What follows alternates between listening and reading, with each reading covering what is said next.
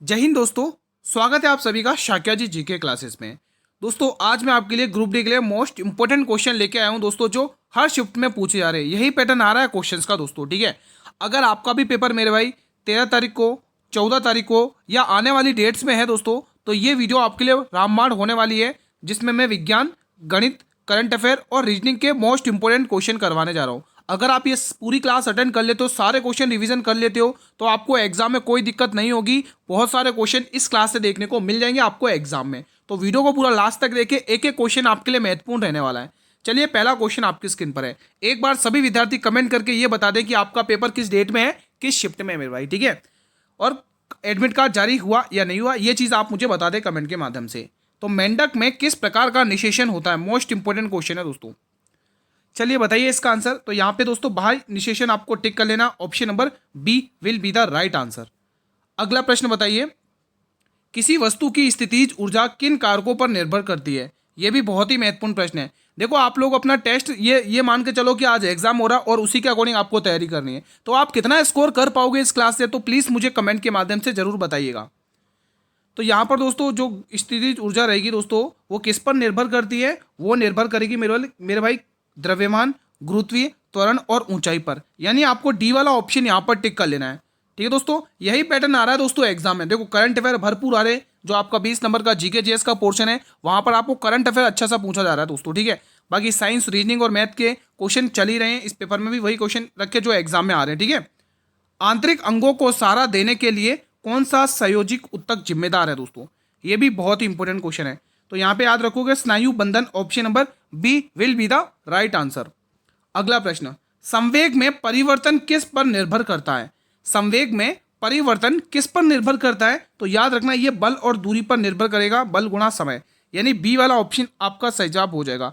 एक क्वेश्चन मैं आपसे पूछ रहा हूं, प्लीज मुझे गतिज ऊर्जा, जिसको आप काइनेटिक एनर्जी कहते हो, क्या कहते हो, गतिज ऊर्जा। तो गतिज ऊर्जा का एक बार सभी विद्यार्थी फॉर्मूला लिख देंगे कमेंट बॉक्स में। गतिज ऊर्जा का फॉर्मूला देखते हैं किस किस को याद है, एक बार कमेंट बॉक्स में बताएंगे सभी विद्यार्थी। अगला क्वेश्चन देखेंगे, आपके स्क्रीन पर आ चुका है। ये क्वेश्चन बताइए, प्रीमियम महिला लीग मतलब महिला प्रीमियर लीग 2026 शतक बनाने वाली पहली महिला खिलाड़ी कौन बन गई है। बहुत ही इंपॉर्टेंट है दोस्तों। देखो 2026 में अगर हम WPL की बात करें दोस्तों, तो आरसीबी यहाँ पर जीती है, आप सभी को पता ही होगा दोस्तों आरसीबी। और दिल्ली कैपिटल्स यहाँ पे उप विजेता रही है, मतलब हारने वाली टीम बनी है, ठीक है। तो यहाँ पे आपको पूछा है सबसे पहले शतक लगाया दोस्तों, वो है नेट साइबर ब्रंट दोस्तों। ये किस टीम से खेलती है दोस्तों, ये MI से खेलती है, मुंबई इंडियंस से दोस्तों, ठीक है। ये भी दोस्तों MI से खेलती है, मुंबई इंडियंस से। स्मृति मांदना आरसीबी से खेलती है, आरसीबी। और ये दोस्तों दिल्ली से खेलती हैं, ठीक है। तो ये सारी आप पता होगा दोस्तों, ये एग्जाम में पूछ ली जाती हैं ऐसे क्वेश्चन कि इस खिलाड़ी का संबंध किस टीम से, तो ऐसा क्वेश्चन भी पूछ लिया जाता है। ये लोग क्वेश्चन नंबर 5 बताइए, T20 वर्ल्ड कप 2026 में फाइनल मैच में मैन ऑफ द मैच किसे चुना गया। मोस्ट इंपोर्टेंट क्वेश्चन है, मोस्ट इंपोर्टेंट क्वेश्चन है, पूछा भी गया है और बार बार पूछ रहा है दोस्तों, ठीक है। तो ये क्वेश्चन आपके लिए इंपॉर्टेंट बनेगा। तो जवाब एक ही आएगा दोस्तों, क्या आएगा बताइए, बताएंगे यहाँ पे। तो जवाब आएगा जसप्रीत बुमराह, ठीक है। चलिए अगला क्वेश्चन बताइए, T20 विश्व कप 2026 में प्लेयर ऑफ द टूर्नामेंट किसे चुना घोषित किया गया। प्लेयर ऑफ द टूर्नामेंट, तो यहाँ पर सही जवाब आएगा संजू सैमसन, ठीक है दोस्तों। ये संजू सैमसन आपको टिकना है इस बार दोस्तों। ये किसे CSK से खेले थे, संजू सैमसन है ना। चलिए अगला क्वेश्चन आपकी स्क्रीन पर है। अब ये क्वेश्चन थोड़ा शानदार है, शानदार क्वेश्चन है, ध्यान से सुनेंगे, ध्यान से पढ़ेंगे। PQR, एक लगा रहा है 60,000 रुपये और एक लगा रहा है 80,000 रुपये और दूसरा लगा रहा है दोस्तों 1,00,000 रुपये। वर्ष के अंत में 45,000 रुपये का लाभ हुआ है। तो आपको क्यू का हिस्सा पूछा है मेरे भाई, क्यू का हिस्सा पूछा है। तो चलिए हम देखो, जब समय बराबर होता है दोस्तों, जो इनके लाभ का अनुपात होता है वही उनके निवेश का अनुपात जो उनके निवेश का अनुपात बनता है वही उनके लाभ का अनुपात बनता है, ठीक है। ये तो सभी को पता ही होगा। तो यहाँ पर दोस्तों PQR ने पैसे लगाए हैं, P ने लगाए हैं मेरे भाई 60,000 रुपये, कितने 60,000 रुपये। वहीं पर इस Q ने लगाए हैं दोस्तों 80,000 रुपये, 80,000 रुपये। फिर वहीं पर इसने 1,00,000 रुपये लगाए दोस्तों, कितने 1,00,000 रुपये लगाए हैं। तो इनका दोस्तों तीनों का रेशो बना लो, आप क्या बनाओगे, तीनों का रेशो बना लेते हैं दोस्तों, ठीक है। तो यहाँ पे थोड़ा सिंप्लीफाई कर लेते हैं, यहाँ पर तीनों का रेशो बना लेते हैं दोस्तों अपन, ठीक है। यहाँ पर रेशो बना लेते हैं, तो अपन करते हैं 4 जीरो से, यहाँ से ये 4 जीरो हटा लेते हैं, ठीक है। अब 2 की टेबल से काट ले, 2 तिया 6, 2 चौके 8 और 2 पंचे 10। तो इनका निवेश का अनुपात ही इनका लाभ का अनुपात बनेगा, आपने अभी बताया था दोस्तों, है ना। तो 5 4 और 4 9, 9 और 3 कितना होगा, 9 10 11 12, कितना होगा 12 रेशियो, कितना होगा मेरे भाई 12 रेशियो का प्रॉफिट बना हुआ है। लेकिन क्वेश्चन कह रहा है 45,000 रुपये, तो 12 रेशियो का मान मेरे भाई कितने दे रखा है, 45,000 रुपये दे रखा है। कितना दे रखा है, 45,000 रुपये। और आपसे क्या पूछा, क्यू का हिस्सा। आपको दोस्तों 4 का मान पूछा है मेरे भाई। क्या पूछा है मेरे भाई, 4 का मान आपसे पूछा है। क्यू का हिस्सा 4 ही तो है ना, तो 4 का ही मान आपसे पूछा है दोस्तों। ठीक है, अब सॉल्व करना है तो यहाँ पे सॉल्व कर लो, अगर हो रहा है तो ठीक है, नहीं हो रहा तो आप अगले पेज पर भी कर सकते हो, कोई दिक्कत नहीं है। अगर आप थोड़ा सिंप्लीफाई अगर करेंगे, 3 की टेबल से काटेंगे, ये 3 की टेबल से 4 बार जाएगा। ठीक है, ये 3 की टेबल से 4 बार, 3 की टेबल से ये कितनी बार जाएगा, 3 टेबल से देख लो, ये तीनों 3 एकम 3, तीनों 5 15, ये 15,000 बार जा रहा है। ठीक है, अब समझने की कोशिश करिएगा, ये 4 इसका कितना गुना, एक गुना है ना, तो 15,000 का भी एक गुना कर लो। आंसर आ चुका ऑप्शन नंबर बी। तो यहाँ पर क्यू का हिस्सा 15,000 रुपये आएगा दोस्तों। कितना आएगा दोस्तों, 15,000 रुपये आ जाएगा। चलिए अगला प्रश्न, अगला क्वेश्चन आपकी स्क्रीन पर है, ये वाला बताइए। पौधों की छाल की कोशिकाओं में कौन सा रासायनिक पदार्थ जमा होता है जो उन्हें हवा और पानी के लिए अप्रवेशी बनाता है। बहुत ही महत्वपूर्ण प्रश्न है भाई, बताइए इसका सही जवाब क्या होगा। तो यहाँ पर इसका सही जवाब क्या होगा, एक बार जल्दी से सभी विद्यार्थी बताएंगे। तो सुबेरिन आपको टिक करना है, एग्जाम के लिए मोस्ट इंपोर्टेंट क्वेश्चन है। ठीक है, चलिए क्वेश्चन 9 एक बार बताएंगे। यदि किसी वस्तु का द्रव्यमान आधा कर दिया जाए और वेग यानी जो वेलोसिटी है, देखो मास को तो आपको आधा करना है, वेलोसिटी को आपको दोगुना करना है, तो गतिज ऊर्जा पर क्या प्रभाव पड़ेगा, गतिज ऊर्जा पर क्या प्रभाव पड़ेगा। चलिए बताइए इसका आंसर क्या होगा। तो जो गतिज ऊर्जा होगी वो इसकी दोगुनी हो जाएगी। यहाँ पर आपको बी वाला ऑप्शन सभी विद्यार्थियों को टिक कर लेना है। समझ गए दोस्तों कैसे करना है। चलिए अगला क्वेश्चन, वर्ष 2026 के प्रतिष्ठित लता दीनानाथ मंगेशकर पुरस्कार के लिए किसे चुना गया। बहुत ही इंपॉर्टेंट क्वेश्चन है। यहाँ पर सही आंसर आएगा कैलाश सत्यार्थी। क्या टिक करना है, कैलाश सत्यार्थी आपको टिक कर लेना है। अगला क्वेश्चन, वर्ष 2026 के शीतकालीन ओलंपिक और पैरालंपिक खेलों का आयोजन कहाँ पर किया गया।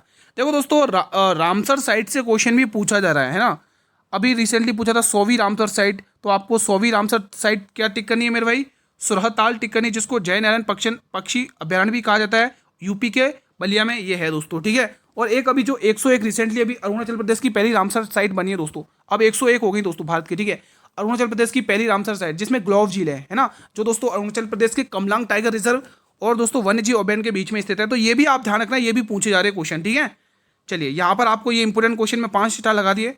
यहाँ पर कहा है कि शीतकालीन ओलंपिक और पैरालंपिक खेलों का आयोजन कहाँ पर किया गया।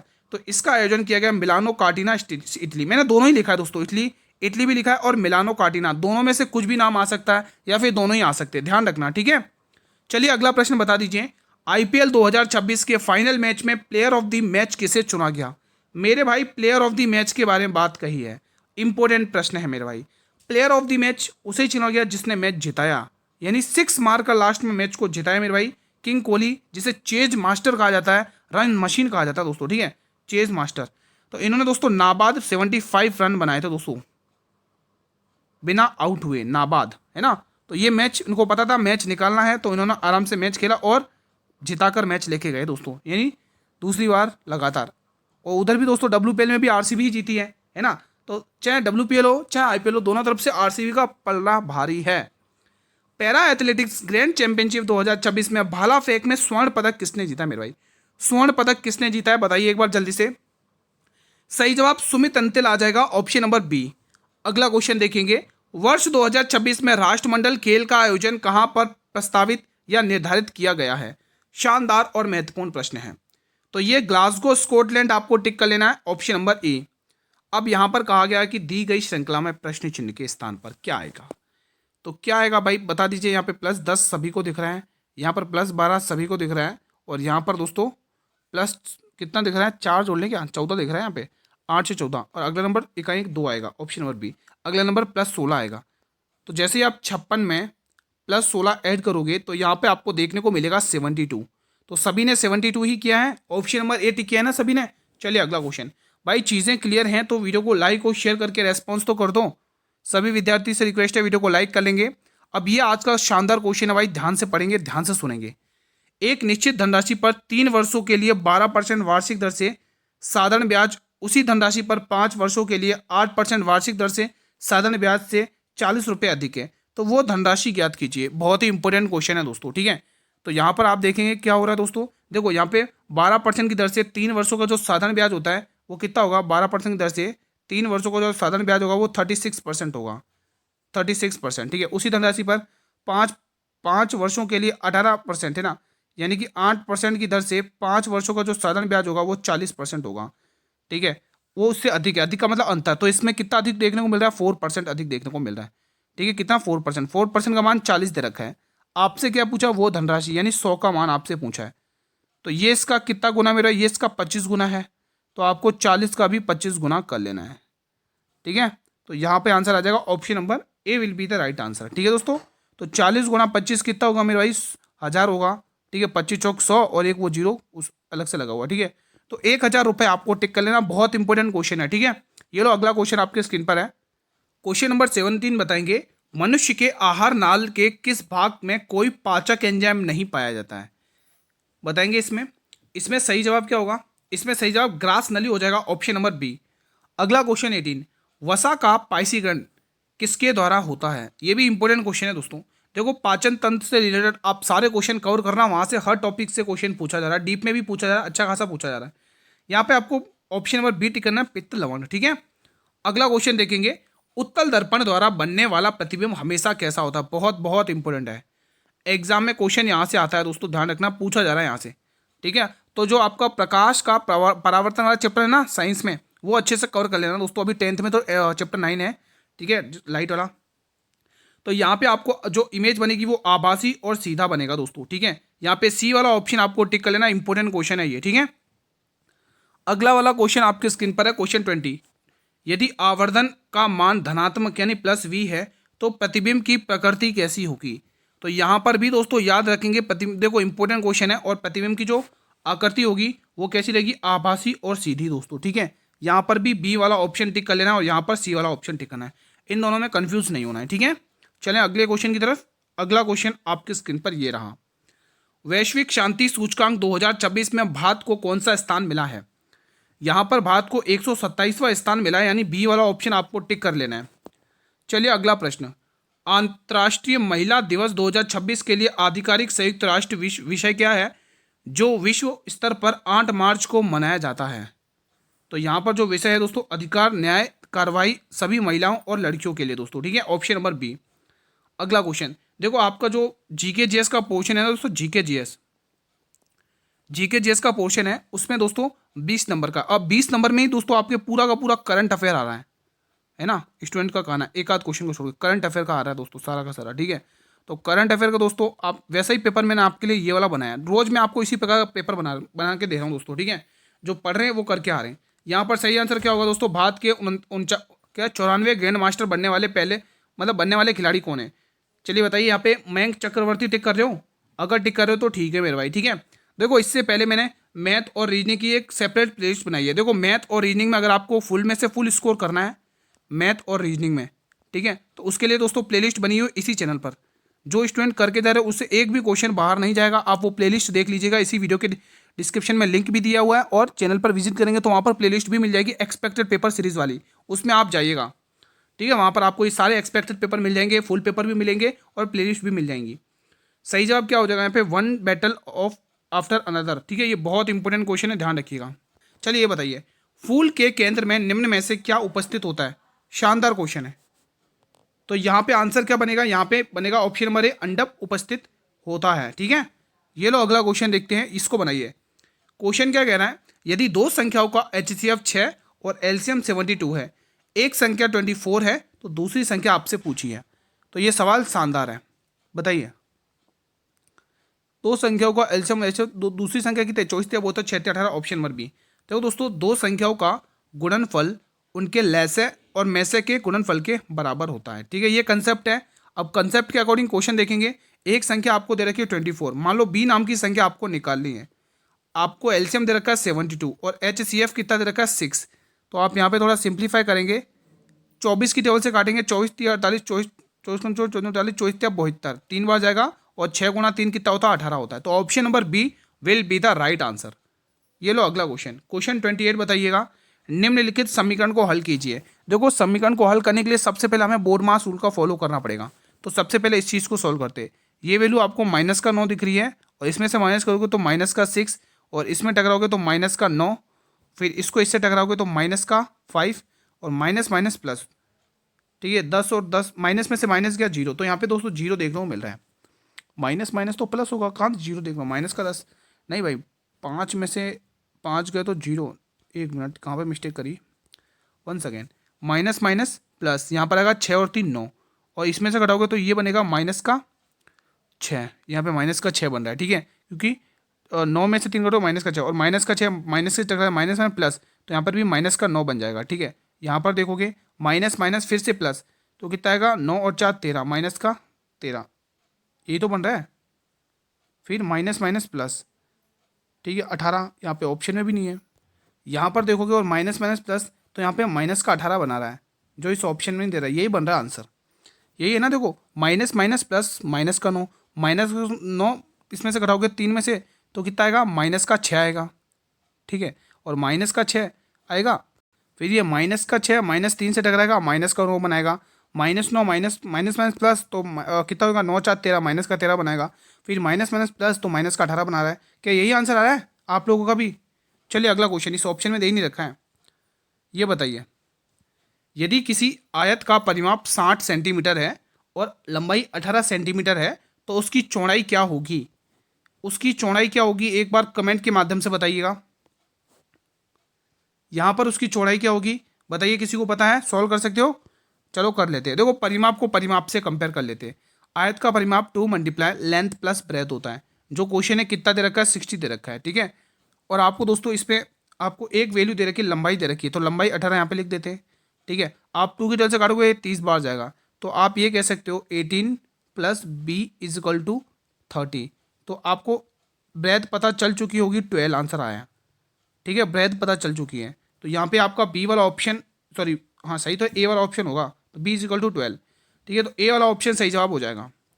ये बताइए, कौन सी गैस धातुओं की अम्ल के साथ क्रिया होने पर उत्पन्न होती है? अम्ल के साथ क्रिया होने पर उत्पन्न होती है, बताइए दोस्तों। देखो कुछ कुछ ऑप्शन क्या इसमें, आज एक दो क्वेश्चन के ऑप्शन मिस्टेक हो गए, इसके लिए माफ़ी चाहता हूँ दोस्तों। नेक्स्ट टाइम ये अपने टीम से कहेंगे, ये गलतियाँ नहीं होगी, ठीक है। चलिए ये बताइए, इस प्रश्न का आंसर क्या होगा? इसका आंसर होगा hydrogen. Option number B will be the right answer. अगला क्वेश्चन देखेंगे, पादप कोशिका में रिक्तिका का मेन वर्क क्या होगा? देखो ऐसे क्वेश्चन पूछे जा रहे हैं दोस्तों कि इसका मेन वर्क क्या होता है, इसका क्या रोल रहता है, तो ये चीज़ें ऐसी पूछी जा रही हैं। तो ये स्फीति और कठोरता प्रदान करता है। ऑप्शन नंबर डी आपको टिक करना है। समसूत्री विभाजन किसमें होता है? म्यो क्या दे रखा है, मिटोसिस कहाँ पर होता है दोस्तों, ये इंपॉर्टेंट है। तो समसूत्री विभाजन होता है मेरे भाई, कहाँ पर होता है? केवल कायिक कोशिकाओं में। कहाँ पर? केवल कायिक कोशिकाओं में। निषेचन के बाद युग्मनज किसमें विकसित होता है? निषेचन के बाद ये जो युग्मनज होता है वो किसमें विकसित होता है? ये विकसित होता है भ्रूण में। Option number C. ये लो अगला प्रश्न, स्पाइरोगायरा में अलैंगिक जनन किस विधि से होता है? स्पाइरोगायरा में अलैंगिक जनन किस विधि से होता है? तो कौन सी विधि होगी? विखंडन होगा, ऑप्शन नंबर ए। अगला प्रश्न देखो, यहाँ पर एक शानदार क्वेश्चन है, यदि किसी वस्तु पर 20% और 10% की दो क्रमिक छूटें दी जाएं तो समतुल्य एकमात्र छूट कितनी होगी? देखो यहाँ पर 10 दिख रहा है, 10 दिखते ही दोस्तों आंसर क्या होगा? ऑप्शन नंबर बी, क्योंकि एक इसी में बन रहा है। 8 हो तो 10, आपस में 1 और 2 को 0 को जोड़ोगे तो एक ही बनेगा इकाई, तो यहाँ पे बी वाला ऑप्शन आ जाए, ठीक है। सॉल्व करते पूरा, 10% 1/5, और सॉरी 20% 1/5, 10% 1/10, तो पहली छूट 5 पे 1 की छूट 4 पर, 5 का 1 की छूट 4 पर गया सामान। फिर 10 पे 1 की छूट, 10 पे 1 की छूट सामान गया 9 पर। अब आपको थोड़ा इसको कर लेना सॉल्व। तो 50 रुपये का सामान 36 में दे दिया, कितने की छूट हुई दोस्तों? 14 रुपीज़ की। 14 रुपीज़ की छूट किसके ऊपर? 50 रुपीज़ के ऊपर। वैल्यू चाहिए प्रतिशत में, तो 50 दूनी 100 और 14 दूनी 28। दोनों शॉर्ट तरीका भी बता दिया मैंने आपको, और बेसिक से करने वाला तरीका भी बता दिया। देखो इसी में थोड़ा टफ बनाया जा रहा है, इसी क्वेश्चन को थोड़ा टफ बनाया जा रहा है। ऐसा आ रहा है कहीं आपको 19%, 17% और 21% छूट बताइए, तो ऐसे क्वेश्चन में दोस्तों आपको 3 वाला फॉर्मूला यूज करना है और क्वेश्चन को कर लेना है, ठीक है। अब ये दोस्तों शानदार क्वेश्चन है, ध्यान से देखेंगे। देखिए दोस्तों करना कैसे है, देखो आपको केंद्र की ओर वृत्त में बैठे हुए कितने लोग, 2 2 4 2 6 2 8, 8 व्यक्ति हैं, तो 8 वाला डायग्राम बना लेते हैं। ये हो गए मेरे भाई 4, ये 6 और ये 8, बन गए 8 हो गए 8 हो। चलिए पढ़ते हैं और बनाते हैं। क्वेश्चन कह रहा है एफ डब्ल्यू के दाएं चौथा है और डी के बाएं दूसरा है। डब्ल्यू के बाएं चौथा है और डी के दाएं दूसरा है, कौन? एफ। तो पहले डब्ल्यू को बिठाओ, डब्ल्यू को बिठाएंगे यहाँ पर।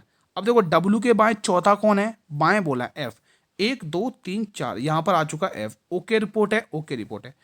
एफ डब्ल्यू के बाएं तो चौथा है, लेकिन डी के बाएं दूसरा है। अब डी के बाएं दूसरा है का मतलब डी यहाँ पर होगा। भाई डी के बाएं दूसरे का मतलब क्या है, ऊपर की तरफ डी बाएं हो जाएगा, बाएं से दूसरा है, ठीक है। ये कहानी क्लियर हो चुकी है। आगे बढ़ते हैं।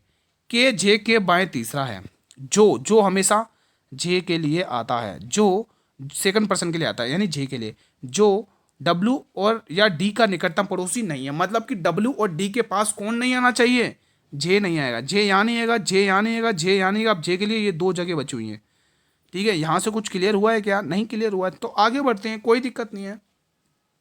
क्वेश्चन कह रहा है, आगे देखेंगे अपन, होल्ड पर अगर इसको डालते तो क्वेश्चन कह रहा है कि टी डी के बाएं दूसरा है। अब बी के दाएं दूसरा किसको, टी को बिठाना है। तो बी के अगर बी यहाँ बैठेगा तो 1 और 2 टी यहाँ नहीं बैठ सकता, बी यहाँ बैठता है 1 और 2 टी यहाँ बैठ सकता है, हाँ बी यहाँ बैठता है। अगर बी दोस्तों यहाँ बैठता है तो हमें दाएं दूसरा बिठाना है ना, बी के दाएं दूसरा टी पे बिठाना है। तो एक काम करते, बी अगर यहाँ बैठेगा तो 1 और 2 टी यहाँ नहीं बैठेगा। एक काम करते दोस्तों, बी को यहाँ बिठा देते और टी यहाँ पर बैठ जाएगा दूसरे नंबर पे। दूसरे नंबर पे हम टी को बिठा देते। ये यहाँ पर आ चुका है टी मेरे भाई, ठीक है, टी आ चुका है। अब हमने क्या शर्त रखी थी, तब जे यहाँ नहीं बैठेगा, जे यहाँ नहीं बैठेगा, जे यहाँ नहीं बैठेगा, तो जे यहाँ बैठेगा, जे यहाँ बैठेगा। अब जो बचा हुआ व्यक्ति है उसको आप कौन कौन बच रहा है, अब यहाँ पर देखो जे के बाएं तीसरा है, मतलब जे के बाएं तीसरा कौन है, के है, तो आपको के बिठाना है दोस्तों। तो के यहाँ आ जाएगा, देखो जे के बाएं तीसरा है ना, 1 2 तीसरा है। अब जो बचा हुआ व्यक्ति है वो आप यहाँ पर बिठा दो। बच कौन गया, हमारे यहाँ आर बच गया, तो आर आपने यहाँ बिठा दिया सबको। अब क्वेश्चन ने क्या पूछा, ध्यान से देखिएगा, जे ने क्या कहा है। अब यहाँ पर देखेंगे जे ने क्या कहा, जे के तुरंत दाएं कौन बैठा हुआ है, जे के तुरंत दाएं टी बैठा हुआ है। कौन बैठा हुआ, टी बैठा हुआ। Option number A will be the right answer. ये सवाल भी आप लोगों ने बना लिया। चलिए अगला क्वेश्चन देख लेते हैं। क्वेश्चन 37 बनाइए। शिखर सम्मेलन मतलब G7 शिखर सम्मेलन 2026 के संदर्भ में विदेश मंत्रियों की बैठक मार्च 2026 में कहां पर आयोजित हुई थी, बताएंगे। यहां पर मार्च 2026 में कहां पर आयोजित हुई थी सभी विद्यार्थी। यहां पर सही आंसर हो जाएगा फ्रांस में। ये बैठक फ्रांस में आयोजित हुई थी। अगला प्रश्न, वैश्विक शांति सूचकांक में प्रथम स्थान पर कौन सा देश है, वैश्विक शांति सूचकांक में प्रथम स्थान पर कौन सा देश है। तो यहाँ पे आइसलैंड आपको टिक कर लेना है। क्या टिक कर लेना है, आइसलैंड आपको टिक कर लेना है। अगला क्वेश्चन देखेंगे, झारखंड उच्च न्यायालय के नए मुख्य न्यायाधीश के रूप में किसे नियुक्त किया गया। मोस्ट इंपोर्टेंट क्वेश्चन है ये, बताइए इसका सही आंसर। तो यहाँ पर क्या आंसर टिक करोगे, यहाँ पर जो सही आंसर होगा वो होगा जस्टिस शरद चंद्र सोनक, ठीक है मेरे भाई। अगला क्वेश्चन देखेंगे, केंद्रीय बजट 2026-27 में किस मंत्रालय को सबसे अधिक आवंटन यानी लगभग में 7.85 करोड़ रुपए प्राप्त हुआ है। ये बहुत इंपॉर्टेंट क्वेश्चन है भाई, बताइए। सही जवाब हो जाएगा मेरे भाई यहाँ पर आप लोगों के लिए ऑप्शन नंबर बी रक्षा मंत्रालय। और रक्षा मंत्रालय किसके पास है एक बार कमेंट करके बता देंगे। चलिए क्लास का अंतिम प्रश्न है और इसीलिए मैंने इसको लास्ट में रखा है। एक और दोस्तों, 2 मैंने सीटिंग अरेंजमेंट के क्वेश्चन रखते हैं। मैंने तो 2 ही रखे, एग्जामिनर तो 3 से 4 क्वेश्चन दे रहा है सीटिंग पजल के दोनों को मिला के, ठीक है। चलिए यहाँ पर बोला 7 व्यक्ति हैं और वो भी केंद्र की ओर मुख करके बैठे हुए, तो 7 अपन बैठक बिठाएंगे। यहाँ पे 4 बैठ चुकी हैं, 6 बिठा दी मैंने, 7वीं यहाँ पर कर दी। चलिए पढ़ते हैं और बनाते हैं। क्वेश्चन कह रहा है, ओ के बाएं ओर गिनने पर ओ और डब्ल्यू के बीच 2 व्यक्ति बैठे हुए हैं। ओ के बाएं ओर गिनने पर हमें यहाँ तक एग्जैक्ट पॉइंट नहीं मिला है। आर के दाएं गिने जाने पर एफ और आर के बीच केवल 3 व्यक्ति बैठे हुए हैं। एफ और आर के बीच में 3 व्यक्ति बैठे हुए हैं। एफ और आर के बीच में किस, आर के दाएं गिनने पर। तो हम यहीं से स्टार्ट करते हैं क्या, चलो कर देते हैं। पहले हम आर को बिठाते हैं। आर के दाएं गिनने पर, आर के दाएं गिने एफ और आर के बीच में 1 2 3, यहाँ पर कौन आएगा, एफ आ जाएगा। अब इसके बीच में 1 2 ये 3 व्यक्ति बैठ गए, ठीक है, बैठ गए, हाँ बैठ गए। आगे बढ़ते हैं। डब्ल्यू आर के ठीक दाईं ओर बैठा हुआ है। आर के ठीक दाईं ओर कौन बैठा हुआ है, डब्ल्यू बैठा हुआ है। आर के ठीक दाईं ओर हमने डब्ल्यू को बैठा दिया, बैठ गया ये डब्ल्यू भी, ओके रिपोर्ट है भाई, ठीक है। आगे बढ़ते हैं। एस एल के ठीक दाईं ओर बैठा हुआ है। एस एल के ठीक दाईं ओर, अगर एल के ठीक दाईं, अगर एल यहाँ बैठा तो एस यहाँ आना चाहिए, अगर आप एल यहाँ बैठा तो एस यहाँ आना चाहिए। तो एल के लिए 2 जगह बच रही है, ठीक है। ई के दाईं ओर चौथे स्थान पर कौन बैठा हुआ है, ठीक है। अगर अपन पहली वाली लाइन जो अपन ने होल्ड पे डाली थी उसको पकड़ते हैं दोस्तों। पहली वाली लाइन क्या करिए, ओ के दाईं ओर गिनने पर ओ और डब्ल्यू के बीच केवल 2 व्यक्ति बैठे हुए। ओ के दाईं ओर गिनना है। अगर ओ के दाईं ओर अपन गिनते हैं मेरे भाई, ओ यहाँ बिठाते तो 2 व्यक्ति बिठाने, ओ और किसके बीच में, ओ और किसके बीच में बैठना है, डब्ल्यू के बीच में। अगर यहाँ बैठता है 1 और 2, यहाँ डब्ल्यू आ जाता है, तो यहाँ बात नहीं बनेगी। अगर ओ यहाँ रख दे तो ओ यहाँ बैठे, देखो ना ये दे तो रखा है ना, ये है ना, ओ और डब्ल्यू के बीच केवल 2 व्यक्ति बैठाने, तो एक काम करते हैं केवल 2 व्यक्ति बिठाने ना, तो ओ और डब्ल्यू के बीच में, वो भी किस ओर से, ओ के दाईं ओर गिनने से, तो ओ का दाईं यहाँ होगा, 1 और 2 ये 2 व्यक्ति बैठे हुए हैं, ठीक है। फिर आगे, और ये हमने फर्स्ट लाइन को भी कवर कर लिया, और उसके बाद हमने आर के दाईं ओर सेकंड लाइन को भी कवर कर लिया, डब्ल्यू आर के ठीक दाईं ओर बैठा ये भी कवर कर लिया। अब देखो एस एल के ठीक दाईं ओर बैठा हुआ है, अब एल के ठीक दाईं ओर किसे बैठाना है, हमें एस को बैठाना है, तो एल के ठीक दाईं ओर कैसे बैठेगा, एल ये रहा और एस यहाँ आ गया। अब बचा व्यक्ति वो यहाँ आ जाएगा, बचा व्यक्ति कौन है मेरा, ई, तो ई बच रहा है, ई यहाँ पर आ गया, ठीक है। तो ये बन गया दोस्तों, तैयार हो गया। चलिए अब आपसे जो पूछा उसका जवाब दे दीजिए फटाफट से। क्या बोल रहा है क्वेश्चन, क्वेश्चन कह रहा है ई के दाईं ओर चौथे स्थान पर, ई कहाँ पर, ये रहा 1 2 3 4, चौथे स्थान पर एस बैठा हुआ है, इधर से गिनेंगे तो, ठीक है। तो यहाँ पे एस यानी ऑप्शन नंबर डी। तो आज का सेशन मैं यहीं पर वाइंड अप करता हूँ। बताइए कैसा रहा आप लोग का रिवीजन। अगर वीडियो पसंद आए तो वीडियो को लाइक और शेयर कर लें, सभी विद्यार्थी से रिक्वेस्ट है, ठीक है दोस्तों। अगर चैनल पर पहली बार विजिट करो तो चैनल को सब्सक्राइब करके बेल नोटिफिकेशन बेल को प्रेस कर लें, ताकि आने वाले हर नई वीडियो का नोटिफिकेशन यूट्यूब सबसे पहले आपको प्रोवाइड करे। किसी भी क्वेश्चन से कोई डाउट होता तो बताइएगा जरूर। देखो दोस्तों आज 2 क्वेश्चन रहे जिसमें थोड़ा मिसप्रिंट रहा है दोस्तों, उसके लिए हमें खेद है, और बाकी उससे रिलेटेड कोई डाउट हो तो आप कमेंट के करके बता सकते हैं। और दोस्तों मैथ और रीजनिंग वाली क्लास अटेंड कर लेना 7 बजे वाली, जिसमें मैंने दोस्तों मैथ और रीजनिंग के वही क्वेश्चन करवाए जो एग्जाम में पूछे जा रहे हैं। अगर मैथ रीजनिंग में अच्छा स्कोर करना है तो वो क्लास आप अटेंड करके जाना, और कल देखना वही क्वेश्चन आएंगे एग्जाम में उसी से रिलेटेड, ठीक है दोस्तों। तो वो क्लास जरूर देखें। तो कल मिलेंगे एक और नई क्लास के साथ इसी टाइम पर, तब तक जय हिंद, जय भारत, वंदे मातरम।